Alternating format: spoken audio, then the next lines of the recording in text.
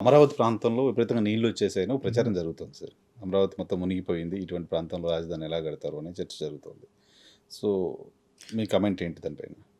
అది నీళ్ళొచ్చే ప్రదేశమేనండి. రానిదేం కాదు కదా! రివర్ పక్కన మొట్టమొదటి నుంచి లో లోయింగ్ బేసికల్‌గా agriculture land.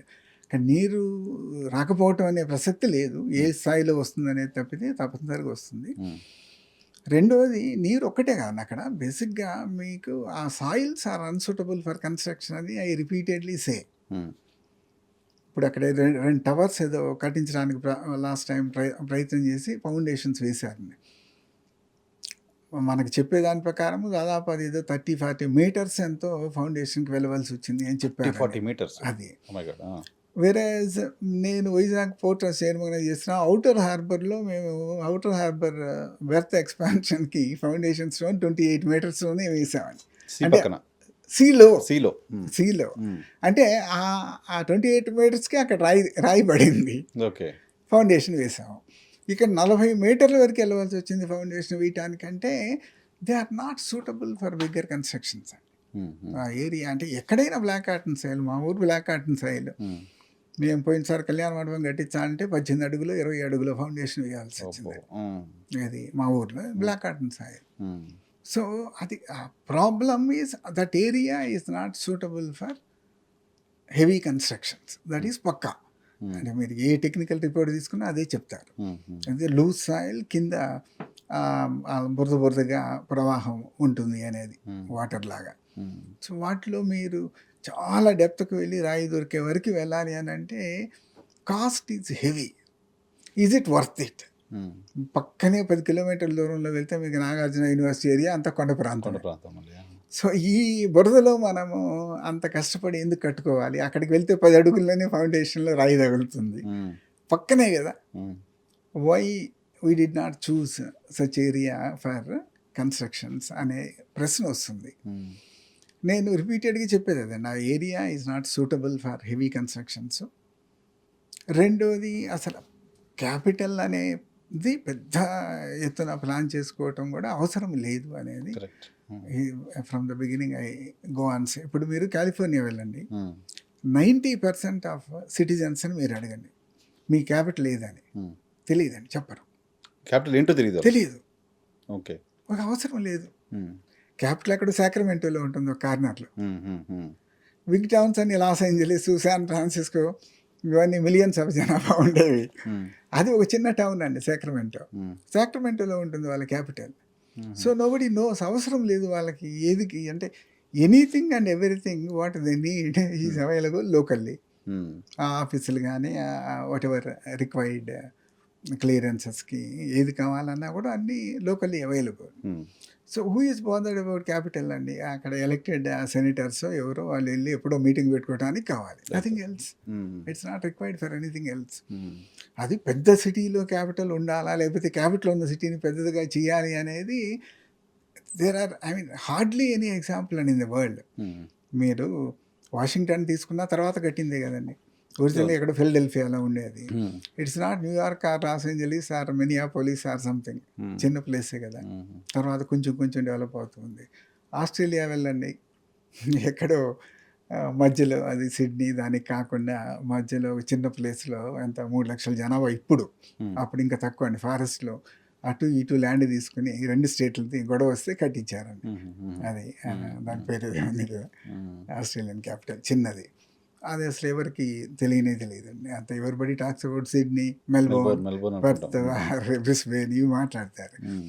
Nobody talks about the capital అని. హ్మ్. లైక్ దట్ మీరు చాలా కంట్రీస్లో పరిస్థితి అదేనండి, చిన్న చిన్నవి. హ్మ్. Most of this Netherlands like అండి, మనం ఎవరు వెళ్ళినా ఆమ్స్టర్డామ్ వెళ్తాం, ఆమ్స్టర్డామ్ వెళ్తారు. అది హేగ్లో ఉంది ఎక్కడో హ్మ్. ఒక పక్కన. హ్మ్.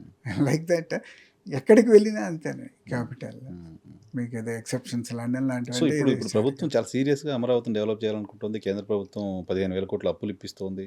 సో, అప్పులు గ్రాంట్‌లు అనే దానిపైన కూడా గొడవ జరిగింది మొన్నటిదాకా. చివరికి అప్పులని తేలింది. అంటే ఈ అప్పు పెద్దగా కొత్తగా ఇచ్చిందేం కాదండి. అంతకుముందు కూడా మనకు ప్యాకేజ్ కింద 15,000 కోట్లు ఇస్తామన్నారు అప్పుడు. ఓహో!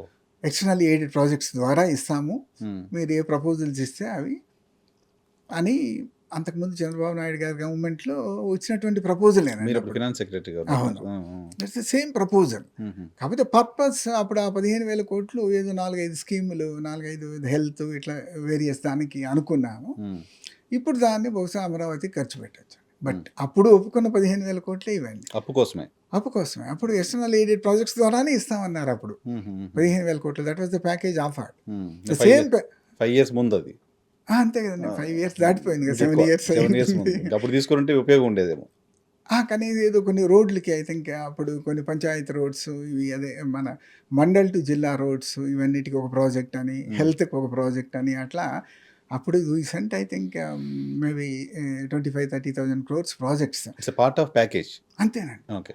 దాంట్లో ఒక 15,000 కోట్లు శాంక్షన్ చేస్తే దాన్ని అప్పుడు అంటే ఆ ప్యాకేజీలో ఆ 15,000 కోట్లు మేము తీర్చుకుంటాము అని కేంద్రం. బట్ ఇప్పుడు ఇప్పుడు ఇంకా అది క్లారిటీ లేదుగా ఇప్పుడు ఇచ్చిన వాటిలో.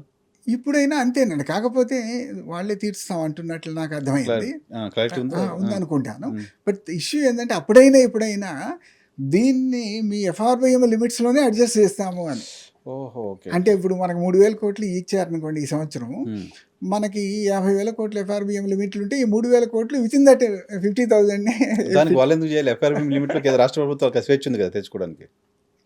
అంటే all externally aided borrowings they become part of the FRBM అన్నట్టు. Whether you borrow from outside or inside or anywhere, borrowing limit is this. Okay. This is a borrowing. So obviously it fits in. అక్కడేమి it's not a relaxation ఇవ్వలేదండి దానికి. అప్పుడు అడిగాము, they did not కన్సీడ్. అది ఎప్పుడు consider చేసినట్లేదు. అంతకు తప్పితే it's 15,000 package అప్పుడు ఆఫర్ చేస్తుంది. Okay, that now it's getting diverted to Amaravati.